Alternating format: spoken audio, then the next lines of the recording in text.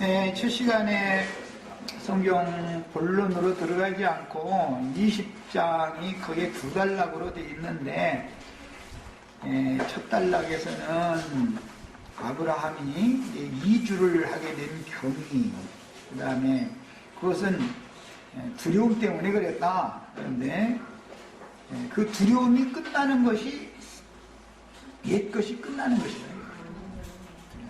죽기를 무서워하여 일생에 매어 종로로 타는 데서 벗어나는 것이 완전한 구원이다. 이 말이에요. 이제 새 생명을 얻는, 이게 새 시대가 오는 거예요, 이제서. 이것이 지나가야 이삭이 탄생이 되는 얘기로 연결이 되기 때문에 이제 성경이 말하는 의도를 하셔야 돼요. 그래서 다루는 바는 19장에서는 롯의 두려움을 다뤘고 20장에서는 아브라함 부부의 두려움을 지금 다루고 있어요. 근데 이것은 모두 육신의 생명이 죽는 것이 사람은 다 두렵다는 것이죠. 하나님은 공의로운 분이고 거룩한 분이기 때문에 그분 앞에서 정말 하나님이 옳다 인정하시는 의를 행하지 못했고 그분의 거룩성에 저해, 침해가 되게 한 그런 행실을 한 것에 대해서는 사람이 두려울 수밖에 없는 것이죠. 하나님을 만난다는 자체가. 이것은 무엇 때문에 그러냐? 죄성이다, 이게 죄성. 그런데 아브라함도 그랄 왕 아비멜렉에게로 먼 데로 피난을 갔지만 그게 가나안 땅에 자기 기업이 없는 상태에서 남의 땅에 가서 그 많은 그 아브라함 집에는 종들도 많고 재산도 많고 우양떼도 많고 많은 재산이 있거든요. 그걸 다 이끌고 먼 데까지 피난을 간 거잖아요. 지금 갔는데 그랄 왕, 이 블레셋 왕의 입장에서 보면 어디 저 멀리 살렘 지역에서 살던 사람이 아브라함이라는 사람이 그나이도 그 사람은 저기 탑처에서 그 하란성 나홀성 저 노아의 방주가 도달했던 그 지역에서 그게 이쪽으로 강 건너 넘어온 사람이잖아. 타민족이잖아 지금. 타민족이 살렘 근처에서 살다가서 그 근처 소돔 왕국이 심판받은 걸 보고서는 피난이라고 왔는데 안 받아주자니, 피난민을 안 받아주자니 그러고 받아주자니 이 사람의 세력이 너무 강하니까 잘못하면 내 나라를 맥혀버리면 안 되잖아. 그러니까 고대 사회에서 부족 국가 시대에는, 부족 사회에서는 기업이 자기 기업이 아닌 사람, 타처 사람이 오면 그 기업의 종주, 주인한테 가서 굽혀야 사는 것이지 거기서 뻗세게 나갔다가는 전쟁이 붙는 거예요. 그러면 아브라함은 굽혀야 된다 이거예요. 굽혀야 돼. 그러니까 할 수 없이 아내와 약속을 하기를 우리 부부라고 하지 말고 다른 사람들 보고는 말할 때는 그냥 운의 관계라고 하자. 둘이 약속했다는 거예요. 자, 그 말은 자기 아내를 자기가 피난사려러 간 기업의 주인에게 넘겨주는 대신 자기와 자기 아내와 모든 그 재산 이런 것들을 다 지키겠다라는 것이 꼼수가 속에 감춰져 있는 것이다 이 말이야. 복종의 표시를 하는 거예요. 그렇게 안 나가면은 이 사람이 불안한 거예요. 상대방의 가장 귀히 여기는 것을 내가 포로로 딱 사로잡아 볼모 잡고 있어야 저기서 반기를 듣지 못하는 것이지. 끌어다내놓고 너희 거기서 만약에 활 쏘고 창 가지고 달려들고 그러면 이 여자 죽일 거예요. 너희 그러면 달려들고 전쟁을 못하는 거거든. 이래서 지금 사실은 볼모로 잡혀주는 거예요. 그 얘기를 한 거예요. 이런 것은 사람이 무엇보다도 재산보다도 무엇보다도 목숨이 제일 귀하다 이것을 보여주는 것이다 이 말이에요. 천하를 다 얻었어도 목숨 이런 소용 없는 거 아니야. 그래서 살아남기 위한 방편으로 이렇게 온의 관계라고 이렇게 발표를 해가지고 자기 아내를 아비멜렉이 데려가게 만들고 순순히 그러면 우리 땅에서 살고 싶으면 보증물로 네 제일 귀하게 여기는 거 내놔라. 그러니까 이게 너희 동생인데 데리고 가라 하니까 순순히 내준 거예요. 말하자면 그런 방식으로. 그래야 서로 살겠으니까 지금 그런 거죠. 야, 이제 이런 배경을 알아야 돼. 성경이 왜 이런 말을 하는지를 알아야 된다, 이게. 일생에 매어 종로로 타고 죽는 것이 두려운, 이런 그 정신세계가 끝나지 않으면 여전히 옛사람이지 새 사람이 아니다, 이 말이에요. 이것이 끝나야 새 것이 오는 거예요. 새 세계가 오는 거예요. 이제 창세기 12장 이미 지난 것이지만 13절에서 20절 그때도 했지만 다시 한번 읽어보겠습니다. 이제 배경을 먼저 이해를 하는 것이 중요하니까 그래요. 이것은 가나안 땅에 들어오자마자 기근이 왔기 때문에 애굽으로 내려가게 됐죠. 내려가서 한 짓은 자기 부인을 부인이라고 하지 않고 누이라고 해서 바로 왕이 자기 부인을 데려가게 만든 거예요. 그것은 무엇을 상징한다고요? 복종을 상징하는 거다. 복종을. 제일 귀한 건 아내잖아요. 한 몸이잖아. 지금 생명이 결탁된 사람이잖아. 그런데 자기 부인을 상대방에게 넘겨줄 수 있다라는 것은 만약에 자식이 딸렸든지 그러면 데려가지를 않았겠죠. 상대방도. 그런데 아니 홀몸이니까 이제 오늘 말씀에도 보면은 나는 깨끗한 손으로 이렇게 행로라고 한 걸 보면은 홀몸이라고 하니까 그러니까 볼모로 잡혀달라고 한 것이지. 만약에 당신 아내였고 여기 뭐 자식이 달렸고 그렇다면 이렇게는 안 했다. 나는 의로운 사람이다. 막 이렇게 변명하는 얘기가 나오잖아요. 자, 이제 봅니다. 13절, 20절. 근데 예나 지금이나 과부나 처녀는 왕이라도 취할 수가 있지만 유부녀를 절대 뺏어가지는 못한다는 거예요. 그건 윤리 도덕으로도 다 그렇죠. 그것은 무슨 이 성경을 알아서만 그러는 게 아니고 선악을 아는 지식이 모든 사람에게 있기 때문에 남의 유부녀를 절대로 뺏어가지는 못하는 것이잖아요. 처녀거나 과부 같으면 데려갈 수가 있지. 이제 그래서 율법도 여기에 나오는 거예요. 맞춰서 나온 거예요. 그래서 자, 13절부터 이제 읽어봅니다.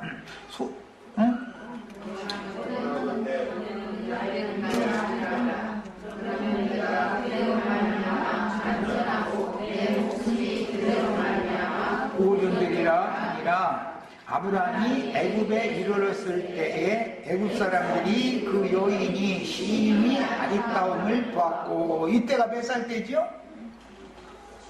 아브라함의 75세 때니까 사라르는 65세 때예요. 이제 내가 나이를 지금 특별히 먼저 지적하는 이유가 있어요. 지금 그랄 왕이 얘기했을 때는 몇 살 때죠? 아브라함이 99세 때, 사라는 89세 때예요. 자, 그러니까는 24년이라는 간격이 지금 차이가 있죠. 그런데 육신적으로 보면 지금 내물이가 90인데 할머니인데 무엇이 그렇게 이뻐가지고 그랄 왕이 데려가겠어요? 할머니 그러니까 벌써 이게 말하고자 하는 의도가 다른 데 있다라는 걸 알 수 있죠. 내물이가 90살 먹은 할머니를 데려다가 아내 삼으려고 데려간 건 아니잖아. 지금 거기 젊은 20, 30 먹은 뭐 이쁜 처자들이 얼마나 많았을 텐데도 왜 아브라함의 가장 가까운 사람이 오누이라고 그러니까 아브라함의 아직은 자신이 없으니까 그냥 서로가 그냥 남매가 그냥 늙는가 보다 이렇게 생각을 하고서 데려갔다 이 말이잖아요. 지금 75세 때, 아브라함 75세 때, 그 사라레는 65세 때였었는데도 힘이 아름다웠다 그랬어요. 그러니까 그때는 한 뭐 130 이렇게 살 때니까, 말하자면 오늘날 80이라고 하면 한 40대 때 뭐 30대 후반 이렇게 됐겠지 아마. 그런데도 그렇게 이뻤다는 거예요. 그럼 뭐 이때는 이해가 돼. 그런데 이후로 25년이 더 지난 다음에 뭐 이뻐도 데려갔다 이거는 안 맞는 말이잖아 지금. 이제 내가 나이를 계산하는 건 이제 다음에 이제 설명하려고 그래요. 자, 더 이어나갑니다. 아브라함이 예? 아니 이제 쭉 읽어나가요. 예? 아리따움을 보았으므로 바로의 고관들도 그를 보고 바로 앞에서 칭찬함으로 그 여인을 바로의 궁으로 이끌어 들인지라. 이 말은 예, 아내 삼으려고 했다라는 말보다는 사실은 남의 영역에 와서 살려면 이 사람이 불안한 사람이니까, 타처 사람이니까 볼모로 나에게 네 제일 귀한 것을 넘겨라. 예, 그렇게 해서 끌어갔다 그 말이에요. 볼모로 잡혀가는 거. 옛날에는 이 부족 국가 시대는 대부분 이렇게 했어요. 우리나라도 뭐 왕자나 또는 공주나 이런 사람을 볼모로 잡혀가고 이런 게 이제 사극 보면 그런 게 나오죠. 그게 그렇게 해봐야 안심이다. 안 그러면 이제 댐비싸니까. 예, 그런 거예요. 이제 그때 당시 상황을 이해하셔야 돼요. 자, 이제 26장에서도 몇 절 설교입니다. 26장은 이삭 때지요, 이제. 지금 20장 때는 아브라함과 사라 때고, 아까 13장 때는 아브람과 사레 때예요. 26장은 이제 이삭을 낳아가지고 이삭이 아브람과 그 사라의 그 가문을 승계받은 이후의 이야기예요. 7절부터 11절까지만 보겠습니다.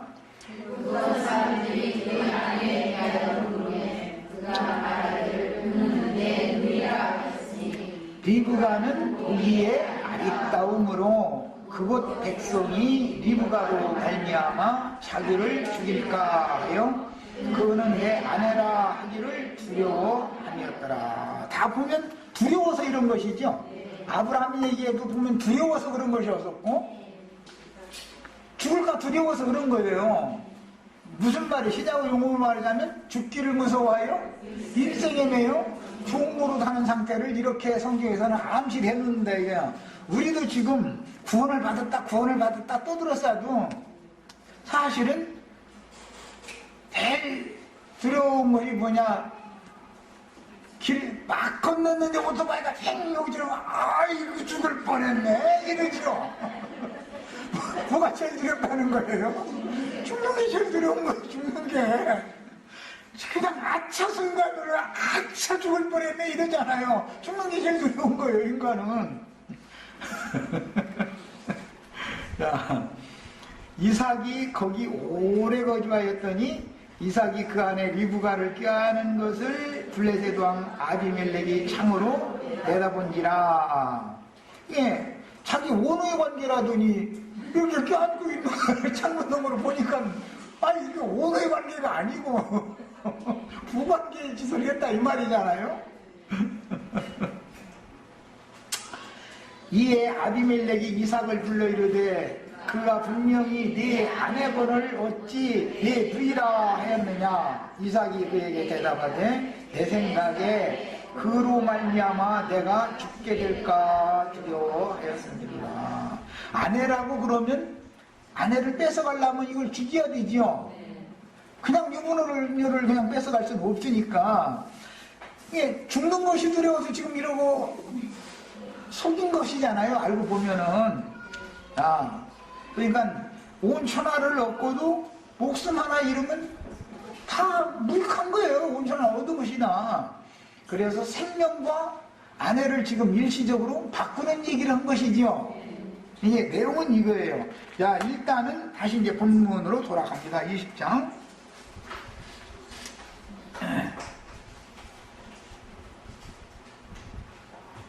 이런 것 보고 이제 대속이다 그래요. 대속. 창세기에서는, 창세기 시작에서는 짐승을 잡아서 대속을 하나님이 하셨죠.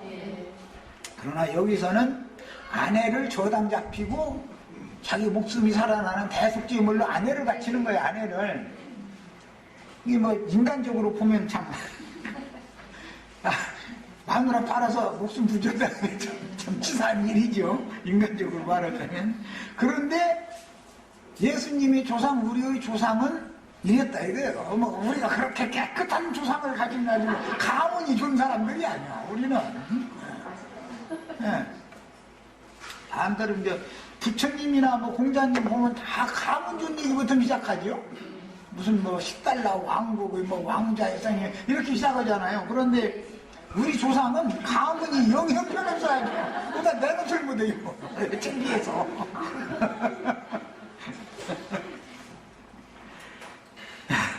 내가 이제 이것도 웃자고 하는 소리가 아니고, 옛것이 완전히 끝날라면 가문이 준 사람은 옛것이 끝이 안 나. 절대로 안 나. 나를 누가 내려두려면 분을 참고 기다리고 있다가 내가 참자 하자니 너무하잖아 당신, 이게 나오게 돼 있어. 가문이 준 사람은. 근데 가문이 아예 처음부터 눌리는 사람은 기준 다녀도 밟아도 기시안에 후려도 그냥 맞는 것이 당연하고 집에 턴 맞는 게 당연하니까 하고 그냥 숙이고 순종하게 돼 있어. 그래야 이 세상에서는 살아남는데, 믿음의 조상인 아브라함이나 그 아들 이삭이 이렇게 치사하게 이 세상에서는 목숨을 부지했다 이거예요. 그러니까 우리가 예수 믿고 구원받았다고 떠들 것이 아니고, 내가 세상 사람들한테 사람을 알기를 뭘로 알고 그러느냐 이럴 것이 속에 있어서는 구원을 못 받는다 이 말이에요. 그 사람은 옛사람이 끝난 사람이 아니다 이 말이에요. 뭐 이 얘기가 쉽게 난 표현하는 거예요. 그건 왜 그러느냐, 속에 뒷받침이 있으니까. 네가 나를 무시했다가는 너 내가 가만 안 놔둬. 이게 속에 있으니까는 들고 일어나는 것이지, 사실이 그러면은 힘을 내쳐도 가만히 있어야 되고, 후려쳐도 가만히, 사실이 그런데 어떻게 할 거야? 사실이 그런데, 할 말 없는데. 그런데 하나님은 이런 사람만 구원을 한다, 이러니까 이제 이게 참 세상 말로 사람 주고 아주 이거, 사랑거리가 없어야 된다 이거예요. 야, 내가 왜 이야기를 했냐면, 믿음의 도, 의의 도라고 그랬고, 공도를 지킨다. 그게 아브라함을 택한 목적이다. 그러면 사람이 인간적으로 뭘 의롭고 뭐 선하고 뭘 지켜 행하고 지금 그 얘기가 아니죠. 나는 사람들한테 세상에서는 아무 것을 내놔도 인정받을 거리가 없다라는 것부터 시작한다라는 걸 알 수 있죠. 그 아브라함을 택한 거예요. 그래서 아브라함 택한 거예요. 자랑거리가 남아있는 사람이면 택할 수가 없는 것이죠. 그 사람 택하면 오히려 하나님한테 덤빌판인데. 그러면 의를 행하고 공도를 행한다라는 말은 뭐냐? 옛 것을 부인하고 버리고 끝내는 것을 의미한다 이 말이에요. 혈과 육에 있는 생명, 흙에서 취한 흙사람에게 불어넣어준 생명을 끝내고 위로부터 구속 새로 난 사람의 새 생명이 하나님의 나라의 후사들이다라는 것을 말하는데 목적이 있는 것이지, 세상에서도 뭘 얻고서도 막 잘 되고 막 사람들한테 무시당하지 않고 뭐하고 이런 소리 해가면서 죽으면 뿅 천당 간다든지 뭐 뿅 하고 구름수로 끌어간다든지 뭐 이런 소리를 하는 것은 이게 전부 거짓부렁이다. 그것은 복음이 아니다. 그게 무슨 놈의 복음이야? 응? 의를 행하는 것은 하나님의 말씀과 그의 뜻을 실현하기 위해서 내가 제물이 되는 거예요. 내가 죽는 거예요. 주님 자신과 주님의 복음을 위해서 내가 이 생에 사는 동안은 배척당하고 패방당하고 멸시당하고 다른 것 때문에 그런 게 뭐 인간 이 세상에서 사는데 먹고 사느라 고생하는 걸 말하는 게 아니에요. 고난받는다라는 말은, 이 얘기는 아주 내가 뭐 25년 전부터 한 얘기. 먹고 사는 것 때문에 고생하는 것이 막 나가 십자가 이래서 하면 난 가만히 있다가 자기보다 더 큰 십자가 진 사람은 입 다물고 유구문이야 되겠어. 아주 가만히 들어보면 아주 자기가 그냥 이 세상에서 십자가는 제일 큰 십자가 져가지고 무거워서 찔찔 때. 근데 더 큰 십자가 지고도 다 통과해본 사람은 그럴 수도 있겠다. 이러고 그냥 가만히 있어야지, 딴거 있어야지. 말을 뺀 것은 못해. 상처받으니까. 그래서 십자가의 도를 오해하면은 인간 세상에서 자기 먹고 사느라고 고생한 것이 십자가로 오해할 수가 있다 이거예요. 그게 아니고 하나님께서 말씀으로 부르셨기 때문에 그 말씀을 주셨고 그 말씀을 응하게 하기 위해서 그 인생을 이끌어가는 과정이 그것이 십자가다라는 말이다. 말씀을 인하여 환난이나 박해를 받는 것이 십자가인 것이니 바울 사도가 무슨 십자가 주님께서 남겨놓으신 뭐라고 그랬어요? 남은 고난을 내 육체에 채운다. 그러니까 내 십자가를 막 해가면서 바울 사도가 먹고 사는 거 사업이 잘 안 돼서 십자가 졌다고 한 적이 없죠. 지금 그 말이 아니에요. 오해하시면 안 돼, 성경을. 대부분 기독교 교회 그래도 완전히 가라지 무리들은 뭐 십자가 없이 그냥 축복받아 잘 되다 잃어버리니까 그건 말할 것도 없고, 그래도 십자가에 도해가면서 말씀 혼자 깨달았다고 떠드는 사람 보면 먹고 사는데 내가 이 세상에서 제일 못생겨 지금. 그게 십자가야 날마다. 그래서 나는 울지 말라고. 제발 하나님 앞에서. 세상 먹고 사느라고 고생하는 사람 어디가 있냐. 다 아는 건데 그거는. 그 베드로 사도가 분명히 그러지 않냐. 인간적인 세상 사회의 고난이라는 건, 그 고생이라는 건 않는 사람이 어디가 있느냐. 다 있다고 했잖냐. 그건 다 바치는 거다. 그것이 십자가가 아니다 말이야.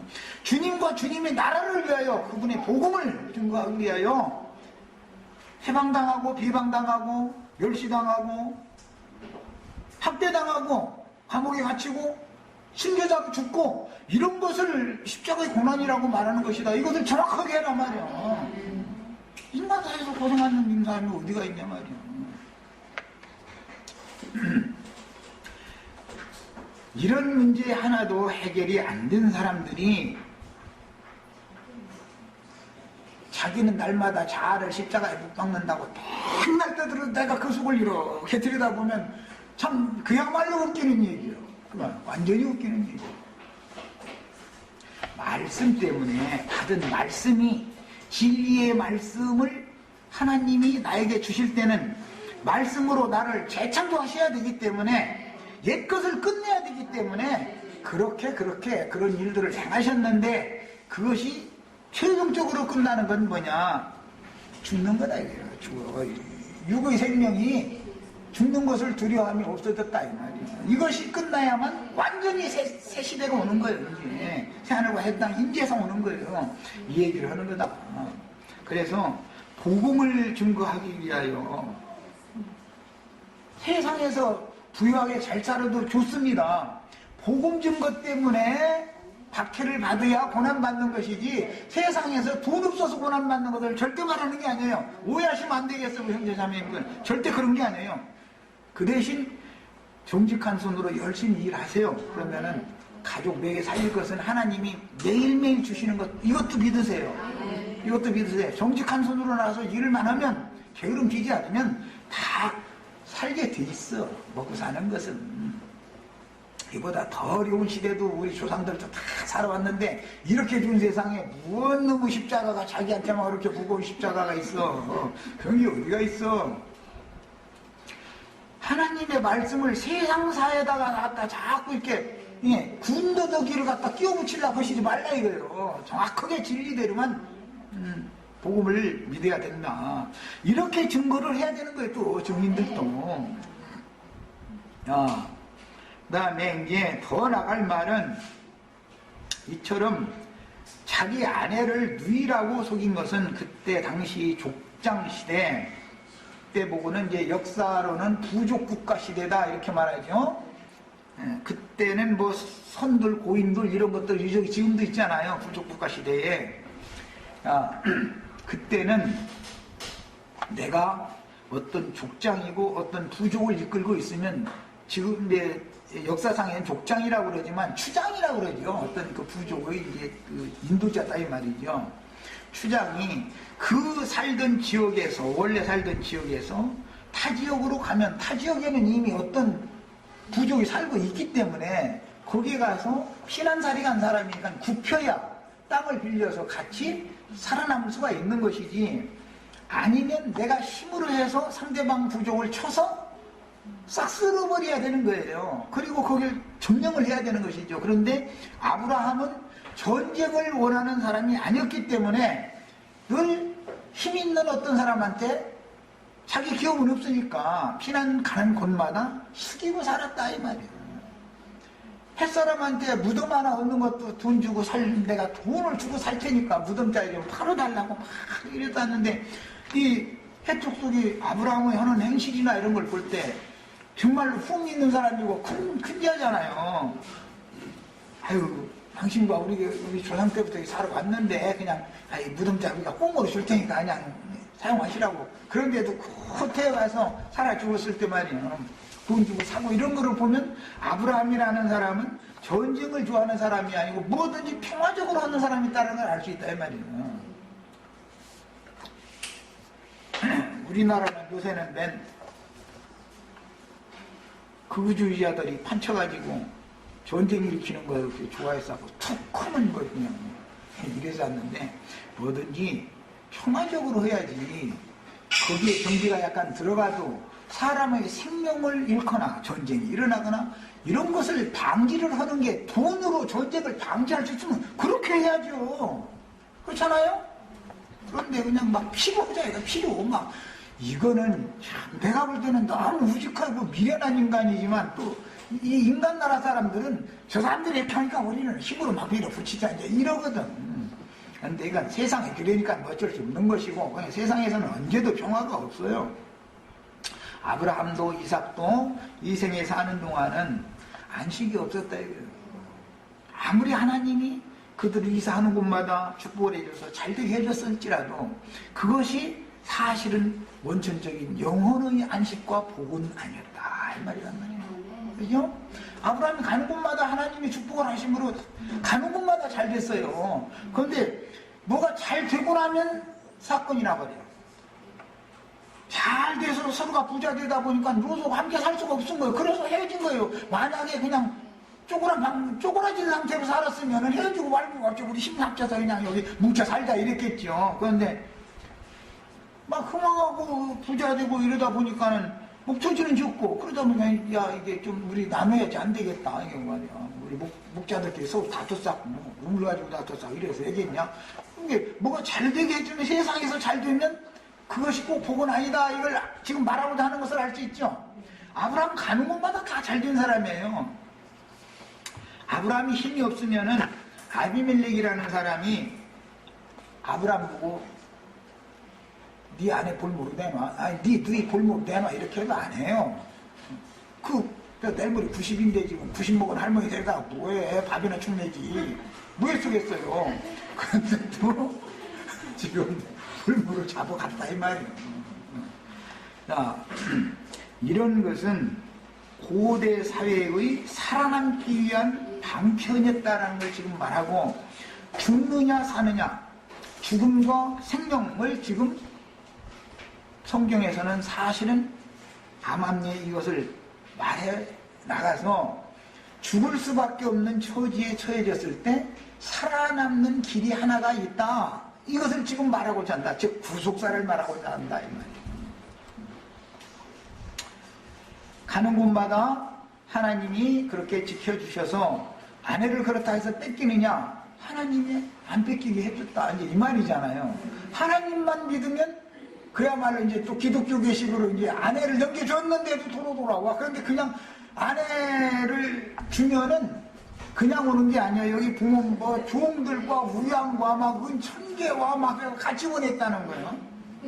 그러면 남는 장사니까 나 같으면 100번이나 돼버려. 남는 장사 아니야 이거. 갔다 올 때는 빈손으로 하고 막 잔뜩 가지고 오는데, 이거 문자대로 보면 그렇잖아요. 이거는 뭐예요? 질문 하나 할게요. 은천계기가 어디에 또 나와요? 에? 아가서에. 저거 봐, 이렇게 여선지자라도 있어야지.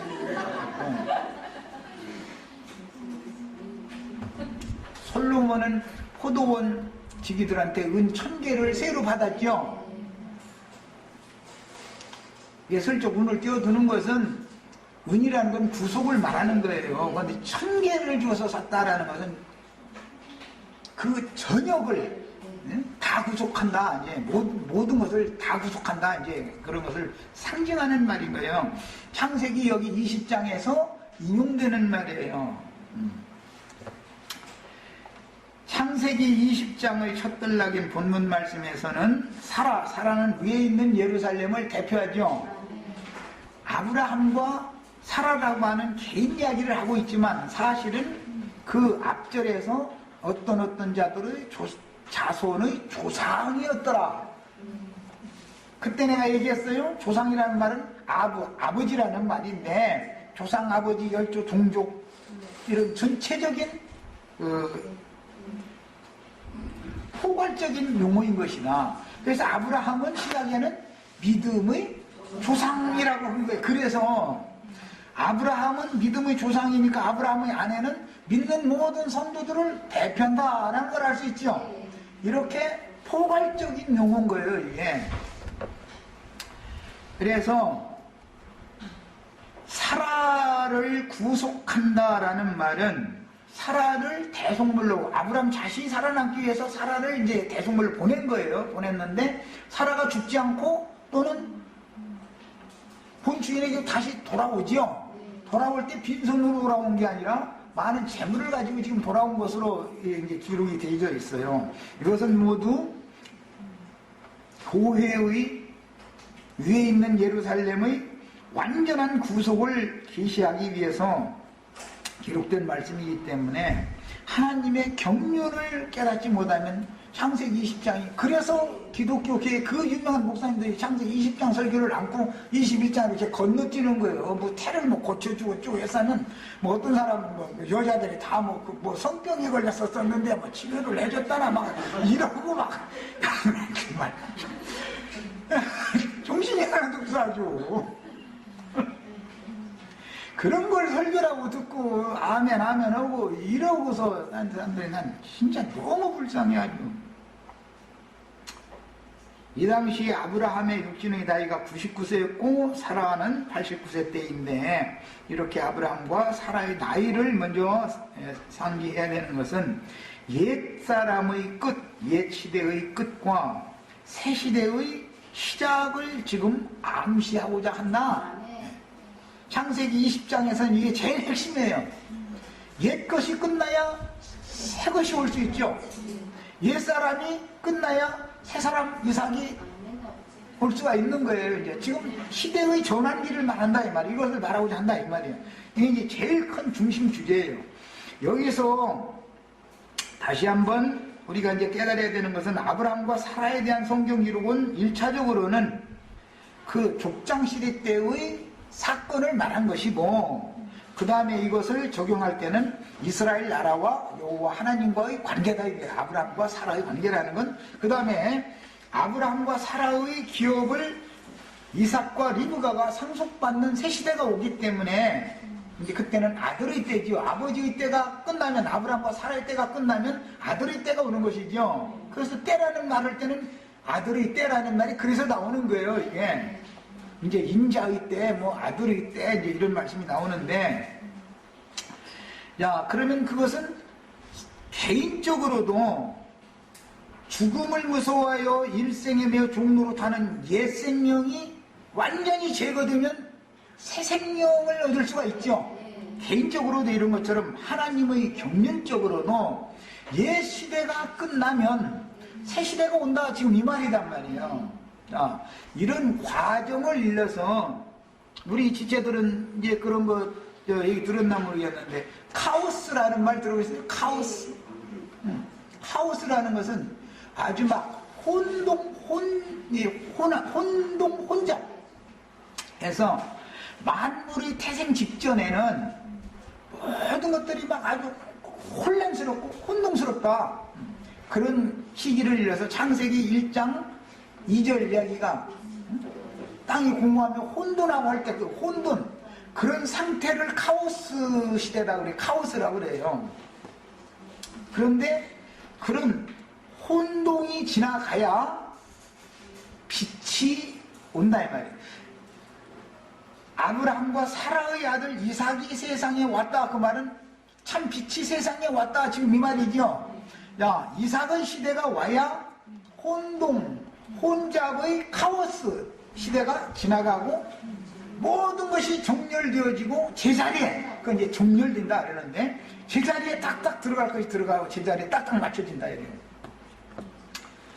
자, 그럼 그 카오스 시대의 특징은 그럼 뭐냐? 제일 첫째는 성적인 문란이단 말이에요. 무질서한 거예요. 질서가 없는 거예요.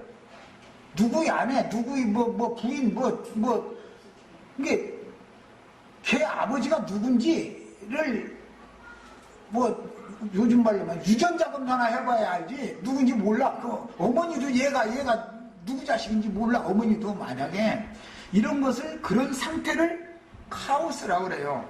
혼돈 시대다. 혼돈 시대. 우주가 무질서하다 이거예요. 땅과 하늘이 그냥 뒤범벅이 되고 막 천체계가 모든 것들이 막 뒤범벅이 되는 거예요. 그런 상태를 카오스 시대다 그래요. 혼돈, 혼잡이다 그래요. 이 시대가 아브라함의 그랄로 이사했을 시대다 이 말이에요. 아브라함이 그랄로 이사했을 시대, 카오스 시대를 상징하는 거예요. 이것은 이스라엘의 역사에서는 세례 요한이 태어나기 바로 직전에 말라기 선지자의 말라기서를 끝으로 해서 마태복음 시작이 오기 전에 400년이라고 하는 혼돈 시대가 있었어요. 그것을 카오스 시대다 그래요. 카오스라고 그래요. 그것은 흑암의 시대다 이거예요. 어둠이 막 아주 깊은 시대다 이거예요. 어둠이 가장 깊을 때가 언제냐? 초저녁이 아니에요. 먼 동이 특이 바로 직전에 그때 보고 시간적으로는 그 새벽 미명이라고 그러는데 그걸 카오스라고 그래요. 카오스. 새벽 미명 제일 어두울 때. 스가랴서 14장에 보면 어둠도 아니고 빛도 아닌 때에 빛이 있으리라. 이제 이런 말 읽어보셨어요? 밤도 아니고 낮도 아닌 때에 빛이 있다. 어제 내가 이건 이제 농담이에요. 잠깐 내가 이제 그 인터넷상에서 뭐 읽다가 이제 한 말을 들어보니까 헷갈린다라는 말, 우리나라 말이 참 뭔 말이냐? 해가 아래로 이렇게 원동이 특히 깔리는 걸 보고 헷갈린다고 그런다. 어둠과 빛이 교차해가지고 헷갈린다. 참 재밌는 말이에요. 어떻게 해석도 그렇게 너무 멋있겠나 모르겠어. 원은 헛갈린다. 이쪽 저쪽이 구분이 잘 안 된다. 그런 말이지. 해가 뭐 이게 깔리고 그런 말이 아닌데 또 우리나라 발음으로 하면 또 그렇다는 그게. 그런데 그야말로 카오스 때는 헷갈리는 때예요.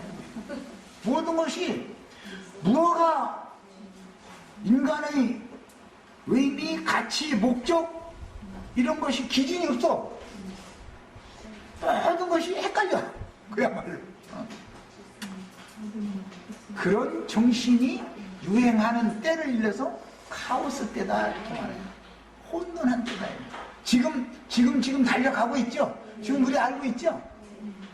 특징이 뭐라고요? 성적인 문란인 거예요. 제일 특징이 이거예요. 그 다음에 재물에 대한 탐욕들이 극에 달해 있는 거예요. 뭐든지 돈이면 다 해결하는 거예요. 그런 것이 다 무질서다 이거예요. 빛이 없기 때문에 그런 거다. 질서가 안 잡혀 있는 거예요. 상하 구분이 없어져 버려요. 동서남북 방향 구분이 없어져 버려요. 그냥 사람들이 정신이 안 드는 거예요. 다 술 취해가지고 그냥 비틀비틀 하는 거예요. 그런 세계를 카오스다 그래요. 거기에 대한 상징이다. 창세기 20장은 그런 뜻이에요. 제일 어지러운 때다 이거예요. 무질서해. 모든 것이 정리정돈이 안 되는 거예요. 정렬이 안 되는 거예요. 그때 모든 무질서를 바로잡으려면 최고의 권능자이신 주님이 빛을 가지고 오셔서 빛이 있으라 해서 빛이 비춰져야 제자리에 다 돌아간다. 높은 자는 높은 위치에, 중간 자는 중간 위치에, 낮은 자는 낮은 위치에. 부모는 부모의 위치에, 어머니는 어머니의 위치에, 자식은 자식의 위치에, 큰형은 큰형의 위치에, 동생은 동생의 위치에, 막둥이는 막둥이의 위치에 모든 것이 다 질서가 딱 잡힌다. 그러려면 뭐가 와야 돼요? 옛것이 끝나야 된다. 옛것이. 사람이 이렇게 정신세계가 완전히 혼돈할 때 이때를 가장 어두운 때라고 말하기는 거예요. 그때가 빛과 어둠이 교차되는 시점이다. 시대의 전환기에도 그래요. 신앙생활에도 내내 잘 믿은 것 같았었는데 어느 날 보니까 이게 막 정신이 하면 뭐가 뭔지 막 모르겠는 거야. 그건 뭐예요? 하루가 지금 지나가고 있기 때문이거든요. 저녁이 되고 아침이 되니 하고 있기 때문에 신앙이 자랄 때마다 반드시 그래요. 육신적으로도 어린아이들 길러보면 되게 앓고나면은 애가 그렇게 투정하고 막 이러는 애가 되게 앓고나가지고 애가 딴 사람으로 탁 바꿔지는 것을 아마 어머니들은 다 목격을 진짜 할 거예요. 너무 놀랍죠? 앓고 일어났는데 애가 딱 그래서 세상에서도 응? 아파봐야 성숙한다. 세상 사람들도 알더만 그거는. 개인적으로도 그렇고 하나님이 우주를 경영하시는 주기가 있어서 어느 시대로 옮겨갈 때는 반드시 카오스 시대가 중간 과정에 반드시 있는 거예요. 그래서 예수님이 오시기 전에 율법과 선지자의 때를 종결할 때 400년 동안 헬라가 이스라엘을 점령하고 있었어요. 그러다가 로마 시대가 새로 오는 거예요. 사실은 보면 시대가 바꿔지는 것이죠. 헬라 시대를 로마 시대로 바꿔지는 거예요. 그와 동시에 주님께서 예언에 따라서 세상에 오시는 거예요. 이런 것은 개인적으로도 그렇고 하나님의 경륜적으로도 반드시 양면에서 이런 일이 있는 것이다. 그 다음에 한 번 어떤 경륜이 지나가면 그것으로 끝나는 게 아니다. 사람도 6번은 뒤집어지는 것이죠. 그러니까 창조의 비밀 이거 보면은 7일 동안 창조하잖아요. 7일 동안. 뭐든지 한 단계를 거치려면은 유치원에서 초등학교로 가는 과정이 있어야 되는 것이고, 초등학교 졸업하는 과정이 있어야 중등학교도 졸업하는 때가 있어야 되고, 고등학교 그때 가면 아이들도 유년기에서 소년기를 지나서 청소년기로 넘어가는 것인지, 그때는 누가 일러주지 않아도 벌써 아이들이 딱 자라기 때문에 어머니, 아버지, 청소년기에 딱 들어서면 어머니, 아버지와 같이 있는 시간을 갖기를 원치 않아요. 되도록이면 지방 하나 달라야 해도 문 닫고 있으려고 그러지, 문 열어놓으면은 지가 나쁜 짓 하는 것도 아닌데 혼자 있는 걸 자꾸 좋아하고, 옷다 전화하고 쑥딱 이런 소리 들어보면은 분명히 여자친구 생긴 거예요. 이거는 그건 말할 것도 없어. 이거는. 그런데 어머니나 아버지는 지금 새겨봤자 지금 사귀어도 이것은 믿을 수 없다 라고 어머니 아버지는 알죠. 그런데 걔들은 그것까지 결혼할 걸로 알고 있는 거예요. 그러나 첫사랑이 결혼하는 확률은 1%도 안 된다는 거예요. 통계상으로도. 우리 형제 자매들도 다 한 번은 다른 사람 사랑했었었네. 그러니까 통계가 그렇다는데 어떻게 통계가 그렇다는데 물론 첫사랑을 이제 만나서 백년해로 하는 경 제일 좋은 방법이겠죠. 우여곡절이 없이 지나는 좋은 사람이니까. 그러나 세상에서도 통계상으로 볼 때 첫사랑을 혼인해서 해로 하는 경우는 별로 없는 거죠. 말하면 1%가 안 된다고 그랬으니까. 다 자기가 사랑하던 사람, 초등학교 때 좋아하던 애는 딴 데로 다시 가버리고 나중에 대학교 졸업한 다음에 좋아하는 사람이 생겨야 결혼하는 것이죠. 이건 이치가 다 그런 거죠. 이처럼 하나님의 역사라는 것도 똑같은 거다. 그 다음에 성경은 살렘 왕의 왕국과 소돔 왕의 왕국을 의도적으로 대비하고 있는데, 살렘 왕은 아직 왕국을 갖고 있지 못하죠. 그 지역은 소돔 왕의 왕국이었으니까. 살렘 왕은 감춰져 있는 사람이요. 잠깐 14장에 비쳤는데 살렘 왕의 예루살렘 왕이라는 사람이 뭐 어떻게 해서 아브라함 보고 너 그 피난 가지 말고 이리 와라 여기서 살자 뭐 이렇게 했다 이런 말도 없어 그냥. 예.